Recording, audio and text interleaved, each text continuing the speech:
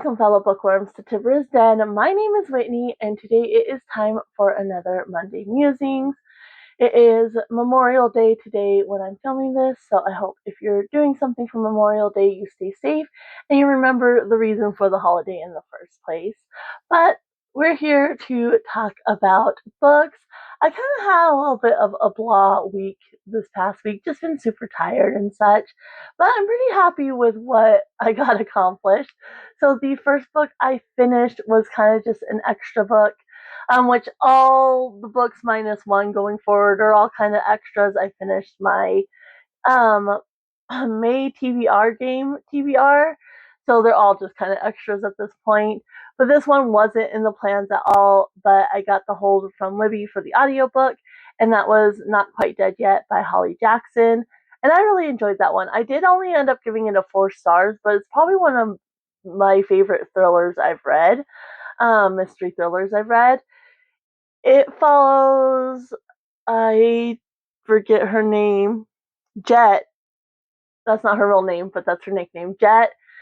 And somebody tries to murder her, but she doesn't quite die yet. She's going to die. She knows she's going to die. She's going to develop an aneurysm that will kill her. And so basically the options are have surgery now to try to remove the shard that's going to cause the aneurysm and have a over 90% chance to die on the table, or you have a week and then once the aneurysm develops, you'll pass away.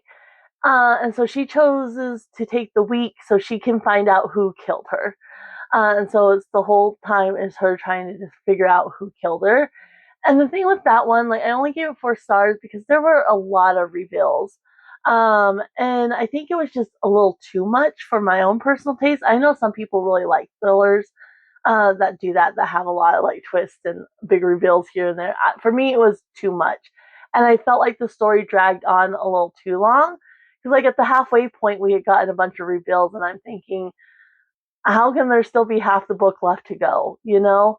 So for me, it was just a little bit too many reveals, too many things happening, and the story went on a little too long. I think there was a couple of them that I don't think really added anything to the story other than adding suspicion. But I did really like how we're in Jet's mind and she's trying to figure out who killed her, and she's making like arguments for and against each suspect. And I will say I didn't see who it was coming. So there's that. Then I read, this is my last book for my May TBR game, Love is a War Song by Danica Nava. I gave this one 3 stars. This one, she used a lot, very heavy-handed with the pop culture references, which is already a pet peeve of mine. And they were coming out of Avery, who is our main female character's mouth. Well, she's our main character in general because it doesn't have dual POV, it's just one point of view. You're following Avery. And like she's from, she's a pop star and such, and she native, and she does this Rolling Stones cover photo shoot, and it has a lot of backlash because she's wearing a war bonnet and that's disrespectful. Everyone's saying she's pretending to be native and yada. So she goes to her grandmother's horse ranch to lie low, and her grandmother, she's never met her. They're estranged. Her mom is estranged from her, and so Avery has never met her. So she goes there, and Lucas kind of runs the day-to-day business of the ranch. It's a breeding ranch and such. But like so many pop culture references, and it just got obnoxious, and it made Avery really unlikable for me as well. Like I love the big city girl in the country trope. Like that's one of my favorite things in movies. Like I love just kind of fish out of water trope, and in this case, like it was just obnoxious. She was just obnoxious, and I hate pop culture, and she was using it as a crutch. And that's the thing, like, so I've read books that they use pop culture references, but they're well placed, and they don't use them as a crutch. They use it like kind of as a little inside joke. If you know, you know. but they don't use it as a crutch to describe something, and that's what it felt like in this case. Um, but I did like the story overall. I definitely love the Native American representation in a contemporary romance. And so there's another one coming out. I can't remember when, but I definitely will be picking that one up. I like the representation. And I do like the stories. Like the tropes and the stories are kind of right up my alley as far as what I enjoy in rom coms. But in this case, and then the first one I read from her, The Truth According to Ember, I don't remember there being pop culture references. It was more the premise of the book with Ember lying and Ember just kind of doubling down on lies that didn't make sense for her to double down on. That was kind of rough in that one. And then this one, it was just the incessant use of pop culture references. So that was kind of a letdown. But like I said, I still enjoyed it overall. Then we had, let me get this bookmark out of here. We got my sister-in-law made these bookmarks for me one year, and so I don't think my husband wants his face shown, but we have the pups. This was when Anya was a little baby and she was getting her first ice cream cone, and then her little baby picture on the back. I have a variety with the dogs and such, and I absolutely love them. Anyway, the third book, technically, I finished this yesterday. This is Enchantra by Kaylie Smith.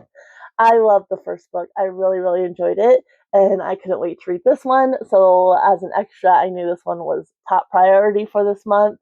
And I really don't honestly know whether I preferred Phantasma or this one.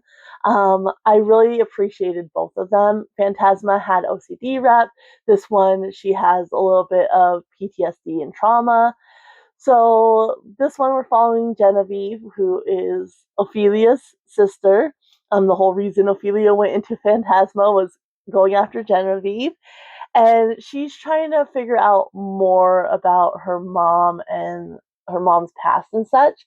So she ends up going to this estate because she finds this picture of her mom with this man. And so she starts sending letters and she gets an invitation to this estate. And it just says, come before the spring equinox. Well, she ends up going on the spring equinox, and it turns out like they're trapped in this game. And so because she enters the house, she gets trapped. And so now she has to participate in these games as well. And so I think the author did a really good job. It felt familiar that knew you were still in the same world, dealing with like these devils and their games and such, but it felt very fresh at the same time. Like it felt like a completely different game, which because it was, And so you have her, and you basically have the 7 silver siblings, and the dad is the familiar of this devil, but their mom has this crimson rot that affects demons. And so all the siblings are wraiths because their mom was a demon and their dad, I think, is just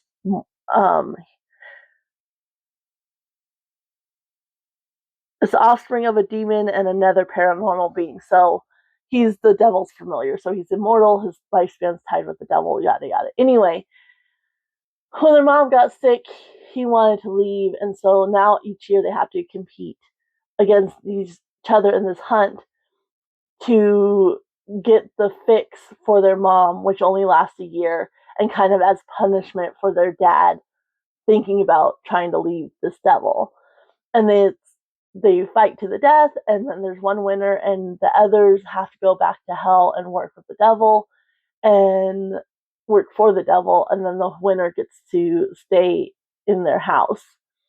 And so the love interest here, Rowington, he's been the winner for like 15 consecutive years, and she has to be a silver in order to compete, and she can't leave. So it's basically an arranged marriage of convenience, essentially, because there's a loophole, and if the siblings marry and they win, them and their spouse go free. And yeah, I just really, really love this one. Rowan physically, that based on the physical description, definitely not my thing. But their relationship together, I really enjoyed them together. I think I do like Genevieve a little bit more than Ophelia, but just a fantastic time. I definitely think this could have been a duology, but there's kind of at the end there's a mention referring back to the first book, and so I think that's going to be ongoing. And then they're also still looking for this cure for their mom. And so that's going to be ongoing. And so I think I know who the characters are going to be in the third book, but on Goodreads, like, there's not any information or anything. And so I'm really looking forward to the third book, even though I think this could have easily been a duology. And I do kind of hate series that just keep trucking along, generally speaking. But in this case, I'm excited to see what else the author can do. So there's that one. And then as soon as this came in, my husband and I started this Parade of Horribles by Matt Dinniman. This is the 8th book in the Dungeon Crawler Carl.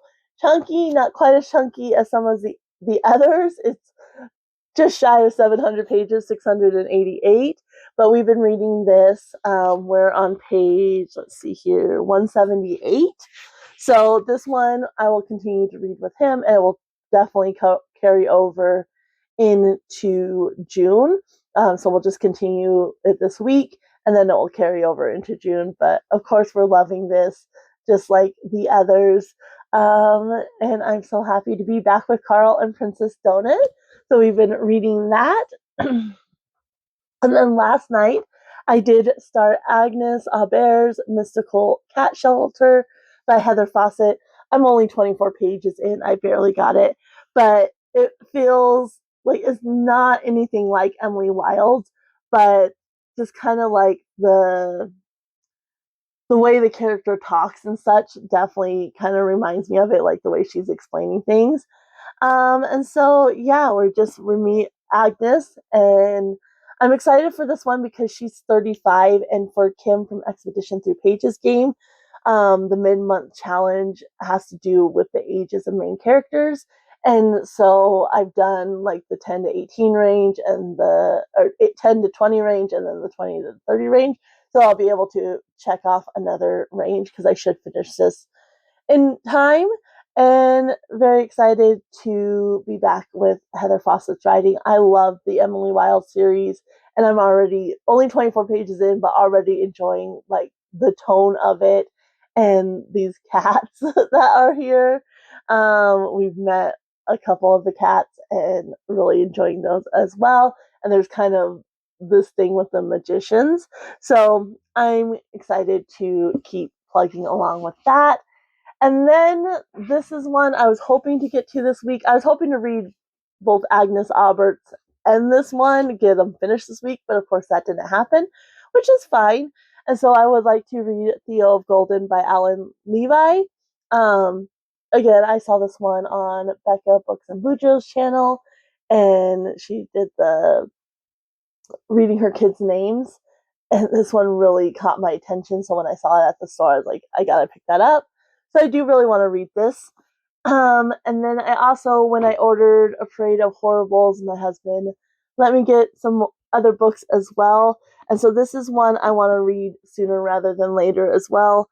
And that is Big Girl Blitz by Danielle Allen. This is the third book in the series, following Curvy Girl Summer and Plus Size Player, which I enjoyed both of those, but this character, Jasmine, is definitely my favorite from the books, and so I'm excited to get to her story, and I think it's going to be emotional because she has some family stuff she's dealing with and whatnot, so I'm really looking forward to reading this, so I would like to get to this, and then these three books is a series, so I would like to reread A Study in Drowning by Ava Reid.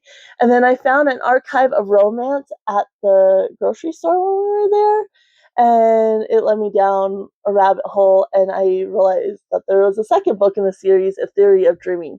So I want to reread A Study in Drowning, then read A Theory of Dreaming and an archive of romance. I like to do that, but if I don't get to these, I'm not that upset. So it'll be mainly the 3 books I'm reading by myself, and then of course we'll work on this each night. So these are the priority. But like I said, if I can get to those other 3, I would like to do that. But if I don't, I'm not as upset about that. I'll try to get them on a TBR at some point. And yeah, so that's gonna round out this last week in May, which I'm excited about. And I'm also very excited to get to June and get to my TBR because those books over there, there's so many that I'm just can't wait to read. So that's kind of the plan for this next week. I would love to know if you've read any of these books, if you are interested in reading any of these books now that I've talked about them a little bit, or a book you're currently reading. Let me know that down in the comments below. If you just want to let me know you're here and you're helping to support the channel by commenting, you can always leave a rabbit or maybe a cat emoji in honor of Princess Donut because I love her. This is definitely, and Agnes Aubert's Mystical Cat Shelter, this was definitely the week of reading animals because Love is a War Song has horses. Not quite dead yet. There's a dog that she's very close to. Enchantra, they all have familiars, and there's this fox named Ember. Of course, Carl and Princess Donut, and then Agnes Aubert's Mystical Cat Shelter obviously has cats, so it was definitely the week for animals, which I love. So leave me an animal down in the comments below, and I'm gonna go ahead and leave you guys here. Happy reading, everyone. Bye.